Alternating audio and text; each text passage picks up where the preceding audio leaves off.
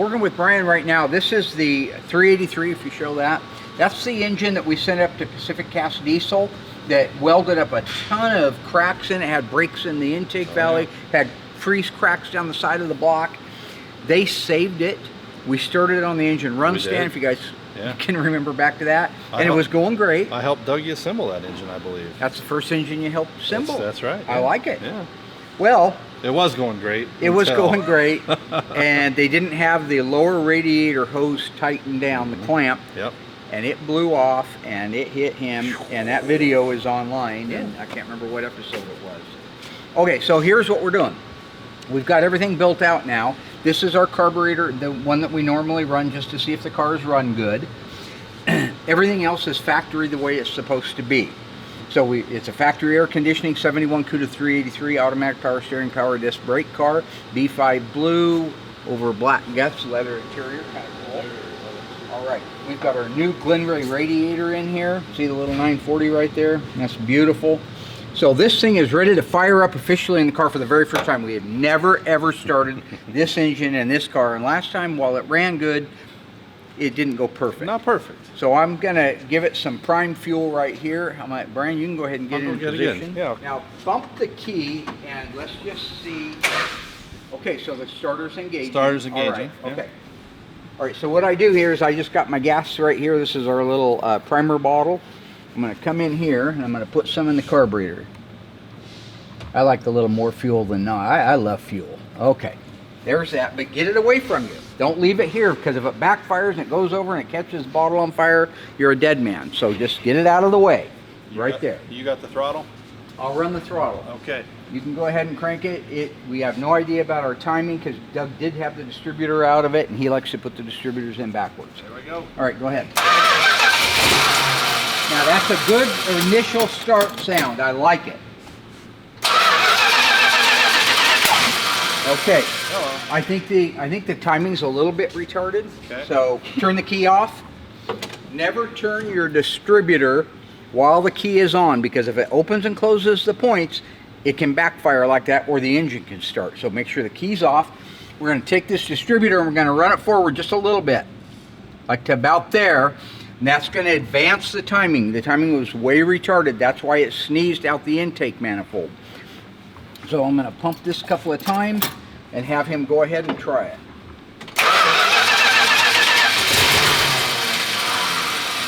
Okay, I'll run the throttle. Go ahead again.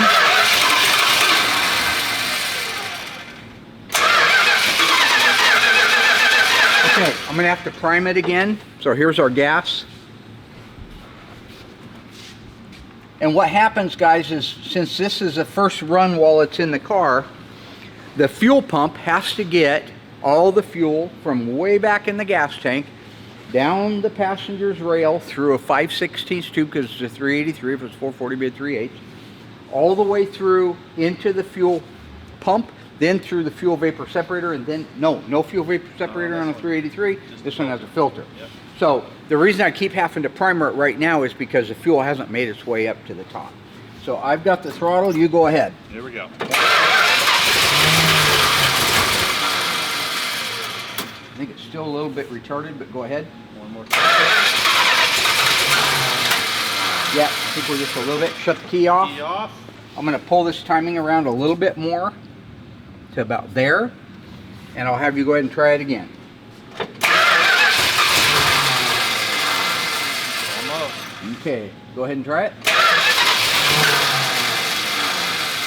think you need another squirt. And again. Okay. Does that thing die in the minute you let off the key? I don't think so. Okay. More fuel. Yeah, one more. Here we go, guys. Back over here. Go ahead. Maybe. Let's try it again now.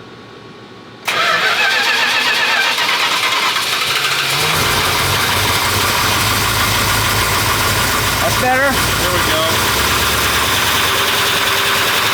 It's getting the fuel. Start liking that new fuel. Liking that new fuel.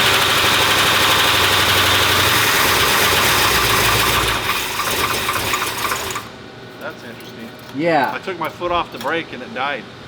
Okay, it probably filled up the reservoir. Yeah. Okay, go ahead. Oh, almost.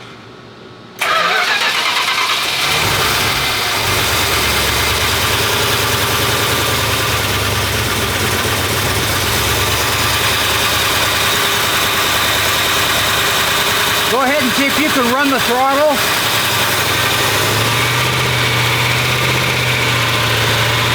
I'm going to advance the timing a little bit more. I can tell the way it's running, it needs a little more timing.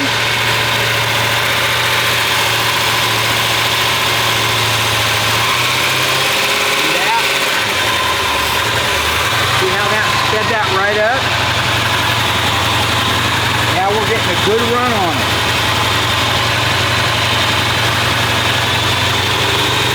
Let's go inside and look at the gauges. There's our tachometer. We're idling at about 900 RPM. Then you go over to your gauges. Can you read that? It's almost out of fuel. We put 5 gallons in it. It gives it a little over empty. Here's your oil pressure on your left. That's reading very, very good oil pressure. On the right is your temperature. It's not warmed up. You see the needles down on the bottom. And then the alternator, it is charging nicely. It's over to that side. He has the parking brake set, so that's why you have this light over here. The clock has been digitized, so if you watch that clock for a minute, you'll see it clicking around. And that's the way it's supposed to work. Just because an engine runs good on the engine run stand doesn't always mean it's going to run good later, especially if on the engine run stand a lot of times they haven't been painted yet. So if they haven't been painted yet, that means that Doug's got to take things off of it and send it down to Will. After it's been on the engine run stand and ran, he's got to send it down there, take some things out like the distributor and stuff like that, the wires, have it painted, come back and then redress it back out. Well, we all know with Dougie, you like to put the distributor in backwards. In this case, he did not do that. It is running really nice right now. That's a really good idle. Got a mild cam. We run a comp cam 270 in these things. Got a real nice rumble to it. Go to the back and take a listen. That is beautiful. Got a right turn signal on? Nice. Give me a left. Got a left, yeah. That one might have a soft ground. Turn your four ways on. Okay guys, take a look at both of those at the same time. I'll move. Same time, I want them both in frame. Yep. See how much brighter this one is than this one? That's because it's not getting a good ground. This one is not getting a solid ground into the rear body panel because of all the paint work that we've done. So we've got to clean the little self-cutting nuts till it gets a good bite, and then that one will brighten up. These are all the things you do on an initial fire up. You start dialing in all the problems. Also get a lot of smoke out of these things. There's our paint burning off, right? The exhaust manifold paint is burning off of there on both sides, paint on the side of the block. The intake manifold, those are all areas that get very, very hot. So we expect them to do this. Check your temperature gauge, let me know what you got. Got a little leak.